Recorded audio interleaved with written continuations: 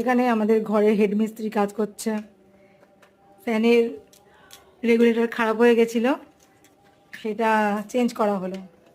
কোনো মিস্ত্রি খরচা লাগলো না, আমাদের ঘরে মিস্ত্রি আছে, বড় মিস্ত্রি। টুকটাক যাবতীয় কাজ সব ইনি সেরে ফেলেন। অনেক টাকা আমাদের বেঁচে যায় এই করে করে। এই বোর্ডটা পুরো খুলে রেগুলেটরটা চেঞ্জ করেছে। কোথায় রেগুলেটর? এই এটা তো দেখাইতে যাচ্ছে না, আলো পড়ছে না এখনটা। এই যে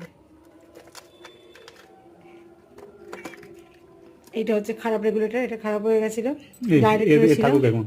থাকুক। আর মেয়ে একটু সাহায্য করলো। টাটা।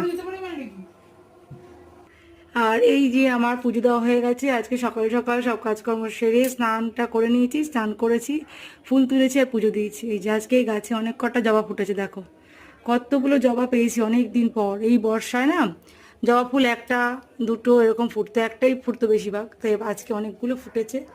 তো আজকে মঙ্গলবার বজরংবলীকে দিয়েছি জবা ফুল আর তুলসী পাতা, আর বাবা লোকনাথকে দিয়েছি, মা লক্ষ্মীকে দুটো দিয়েছি, আর ওদিকে মা তারাকে দুটো দিয়েছি। আর এই আমার ভোলানাথকে কাঞ্চন ফুল দিয়েছি আজকে।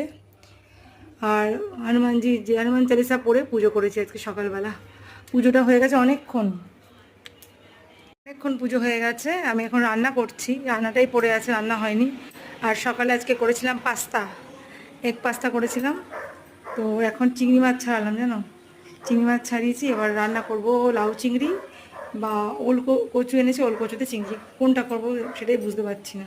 এই যে দেখো চিংড়ি মাছ ছাড়িয়ে রেখেছি, চিংড়ি মাছ ছাড়িয়ে নুন আর হলুদ মেখে রেখেছি। এই যে এগুলো পরিষ্কার করা হয়নি, পরিষ্কার করব। আর এই যে লাউ দিয়ে চিংড়ি করব।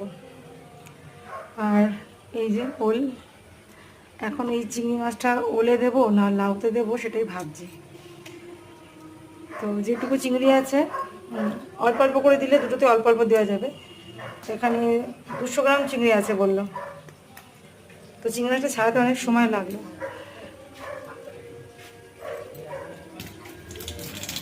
এখন আমি এগুলো পরিষ্কার করব, তারপরে লাউ কাটবো। এখন আমি এগুলো পরিষ্কার করব, তারপর লাউ কাটবো, ওল কাটবো, তারপর রান্না করবো। এখন বাজে হচ্ছে 12:30, ঝটপট করতে হবে। তো চল টাটা।